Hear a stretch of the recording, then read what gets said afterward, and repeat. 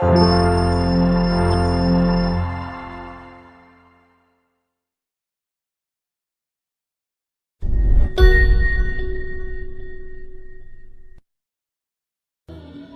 Subhanahu wa taala berfirman di dalam surat, kalau tidak salah, Al-Ma'arij, innal insan khuliqa halu'a idza massahu syarr jazua wa idza massahul khair manu'a. Manusia itu labil. Idza massahu syarr jazua wa idza massahul khair manu'a. Emang kayak gitu, manusia itu labil. Terus recovery kelabilannya tuh kayak gimana? Ternyata recovery itu akan cepat dan bertahan kalau kita belajar, yakin, dan berpegang teguh kepada Allah. Cepat recovery-nya, teman-teman. Para sahabat Nabi itu, dimanapun mereka soleh, mereka tetap manusia, kadang emosional juga. Tapi recovery-nya cepat. Contoh, Abu Bakar pernah sakit hati sama keluarganya, ada saudaranya yang memfitnah Aisyah. Dia nuduh Aisyah itu selingkuh. Sakit hati kan Abu Bakar? Akhirnya karena Abu Bakar sakit hati, Abu Bakar pun bersumpah. Abu Bakar posting juga, kata Abu Bakar, demi Allah, saya nggak bakalan ngasih lagi pertolongan dan bantuan kepada orang itu selama-lamanya. Kenapa? Udah terlanjur sakit hati sama dia. Bersumpah Abu Bakar, nggak akan nolongin dia lagi. Ternyata Allah komen di postingan itu. Apa komennya Allah? Janganlah seseorang yang diberikan kelebihan harta di antara kalian, surat An-Nur, bersumpah untuk tidak membantu saudaranya. Maafkanlah, berlapang dadalah. Tidak sukakah kalau kamu Allah mengampuni dosa-dosamu? Ala tuhibbuna ayyaghfirallahu lakum? Akhirnya ketika Abu Bakar baca komen ini, astagfirullahaladzim, langsung Abu Bakar delete postingannya. Posting baru, mulai sekarang saya akan bantu dia 2 kali lipat. Allah langsung first like. Ya. Itu yang terjadi di dalam surat An-Nur. Kenapa Abu Bakar sedih? Karena beliau manusia. Kenapa Abu Bakar sakit hati? Karena beliau manusia. Sesoleh apapun tetap aja dia manusia. Cuma recovery-nya cepat. Kenapa? Karena berakatnya dengan Allah, bukan dengan makhluk. Kalau kita berakat dengan makhluk, susah recovery-nya. Tergantung orang itu. Kalau kita berakat dengan Allah, cepat recovery-nya. Karena Allah Rahimun, Rahmanun, Karimun, Jawadun. Allah itu maha baik. Misalnya kita marah sama orang lain, terus kita maafin dia. Apa akad dengan Allah? Nanti Allah maafin saya. Makin besar dosa orang yang kita maafin, makin besar dosa kita yang dimaafin sama Allah. Dosa apa yang paling besar yang dilakukan seseorang kepada kita? Tadi ditikung. Ustadz, nggak mudah Ustadz maafin yang kayak gitu-gitu Ustadz. Saya tuh udah berusaha ya selama 5 tahun. Di tahun ke-5 ternyata gagal gara-gara dia. Padahal dia datangnya cuma beberapa bulan terakhir. Kenapa bisa nikung? Dia teman curhat kita. Kita curhat ke dia, ternyata dia dapat info dari kita, dia jalan duluan. Kan sakit banget tuh. Makin sakit, makin berat, makin besar dosa yang kita maafin dari orang lain, berarti makin besar dosa kita yang dimaafin sama Allah. Minimal 10 kali lipat. Itu akadnya, sehingga jadi ada motivasi untuk memaafkan orang. Ya udah deh, saya maafin biar Allah maafin saya. Emangnya kita nggak punya dosa? Kalau kita mau ngitung dosa kita, nggak usah jauh-jauh. Dosa sholat aja kita udah banyak tuh. Kita udah ninggalin sholat sejak kita balik usia 12 tahun. Kan kita dulu sering ngerasa 12 tahun tuh masih anak kecil ya, sehingga sholat suka belang-belantong gitu, nggak rapi. Kadang sholat, kadang enggak. Yang rajin cuma sholat maghrib doang ya. Isya subuh udah kelewat. Terus pas sudah ABG dikit, usia 17 tahun masih sholat, cuma sering menjamak. Subuh dijamak dengan duha misalnya. Sholat juga subuh, tapi jamak. Dan itu istiqomah banget loh. Jadi dari bab sholat aja kita udah bermasalah, udah banyak dosa nih. Gimana mau amal-amal yang lain? Berarti caranya gimana? Maafinlah kesalahan orang yang lain supaya Allah maafin kesalahan kita. Akadnya sama Allah, recovery-nya gampang. Saya pernah pas di Bandung, mobil ditabrak dari belakang, serempet. Akhirnya penyok dan agak rusak. Terus orangnya marah duluan. Mungkin cara dia marah duluan biar ketahuan bahwa kita yang salah. Dia turun langsung marah-marah. Saya bilang, tenang aja, jangan marah-marah, kita selesaikan baik-baik. Akhirnya dia agak down dikit, agak nyaman dikit ngobrol, tapi tetap aja keras nggak mau. Dan pas gini dia nunjukin kartu bahwa dia anggota. Nah karena dia anggota nggak mau ribut, ya udahlah saya ganti rugi 2 juta. Pas sudah ganti rugi 2 juta dia pergi, saya berdoa, Allahumma ajurni fi musibati wa khluf li khairan minha. Ya Allah saya dapat musibah nih, beri dong ganti yang lebih baik darinya. Tinggal minta aja sama Allah kan. Akhirnya yang tadi kita udah kayak ngerasa sedih banget gara-gara kita udah mobilnya rusak, harus bayar ganti rugi orang lain yang salah lagi tuh, karena dia mungkin pakai kekuasaannya daripada nanti ramai dan makin besar, habisnya udahlah 2 juta, tapi minta ke Allah gantinya 20 juta, lebih baik dari yang kita berikan. Gak lama seminggu kemudian benar-benar Allah ganti 20 juta cash, bukan sedekah. Jangan selalu menerjemahkan keajaiban itu dalam bahasa sedekah. Bisa juga dapat usaha apa, jualan apa yang keuntungannya banyak. Kayak saya dulu di Mesir jualan bakso. Kalau ada acara-acara kayak gini nih saya ngeliat teman-teman di Jepang kayak nostalgia lagi kondisi dulu di Mesir ya.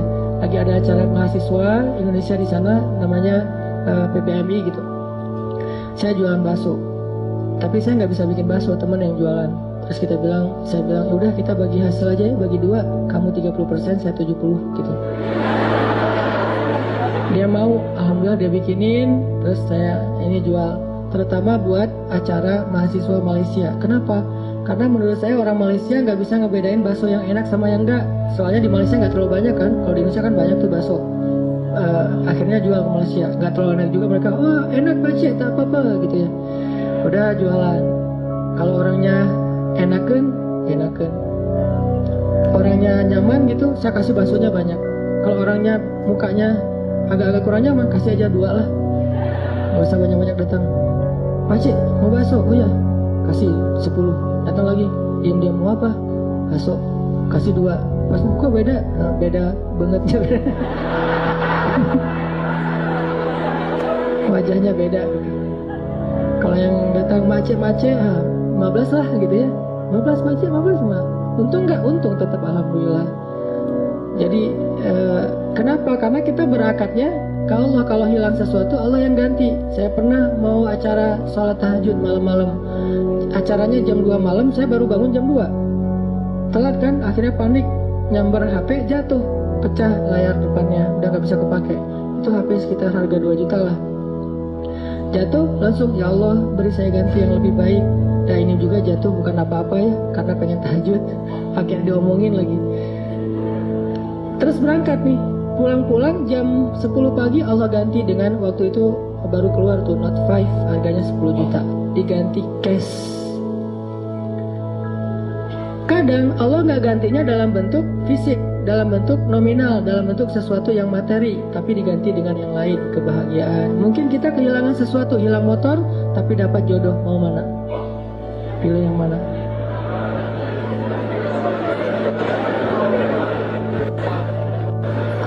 Jadian nih, gara-gara nikmat hilangnya motor. Pas ketahuan kita nggak punya motor, putus lagi.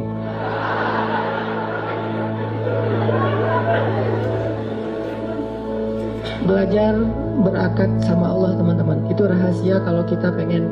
Karena Allah itu nggak pernah, pertama ingkar janji itu nggak pernah. Innallaha la yukhliful mi'ad, nggak pernah ingkar janji. Kedua, Allah itu nggak pernah misalnya maaf ya lagi sibuk, nggak ada tuh. Kita WA Allah terus nggak dirit, itu nggak ada ceritanya. Contreng 2 sih, cuman nggak biru-biru, nggak dirit lama gitu.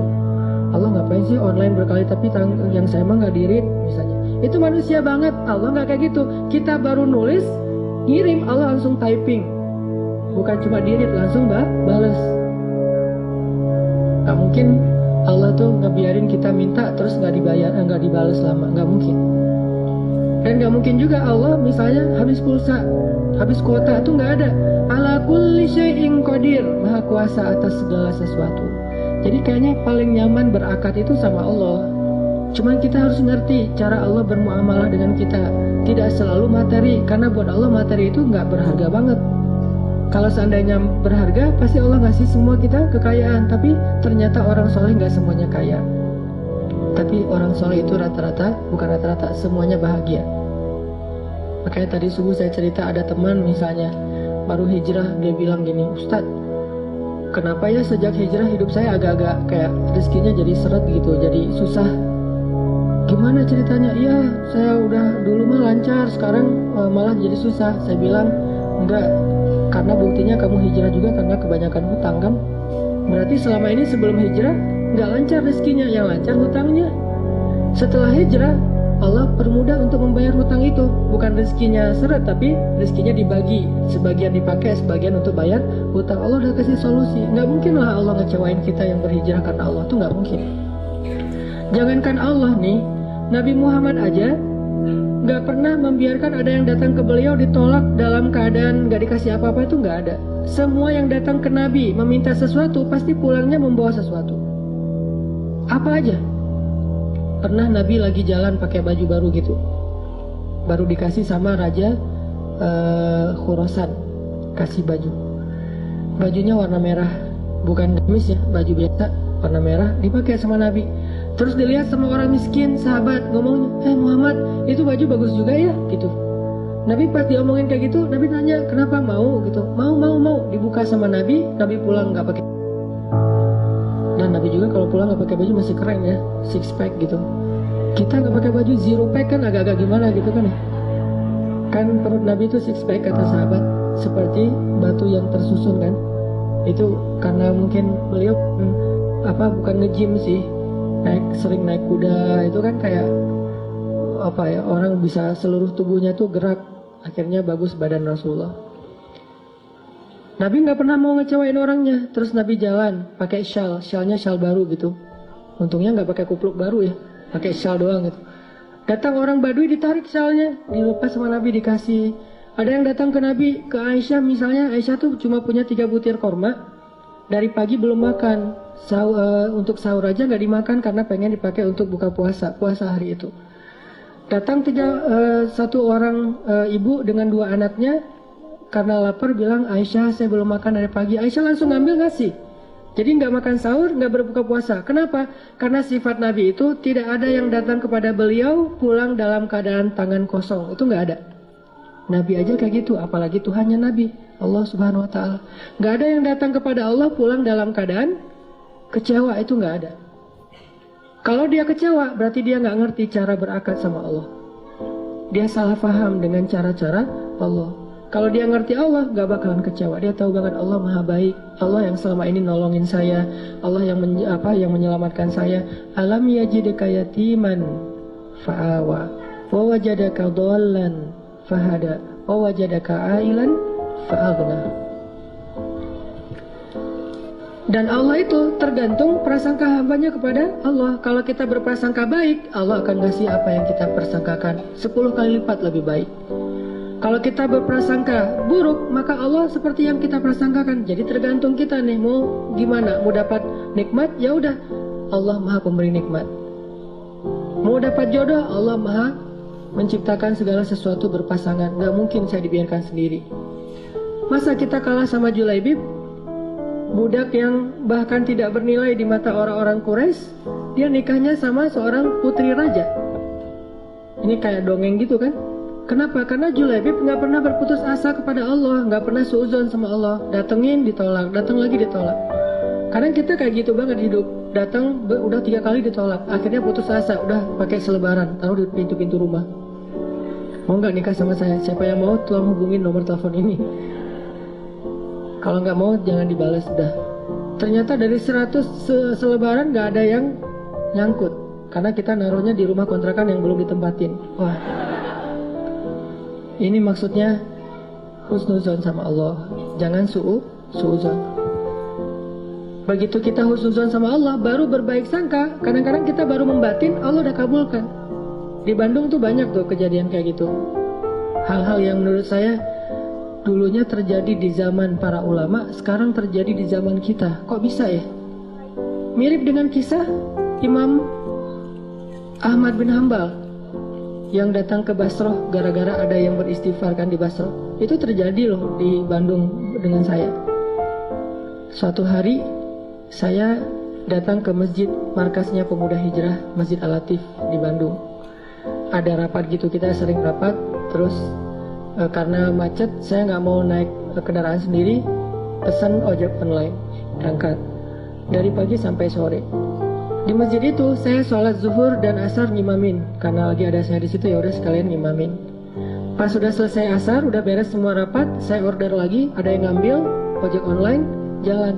Di tengah jalan orangnya ngobrol, "Mas, suka sholat di masjid itu juga?" Saya bilang, "Ya, sesekali." Saya bilang, "Iya ya, masjid itu ramai sekarang, anak-anak mudanya luar biasa itu masjid. Saya juga suka sholat di situ," kata dia.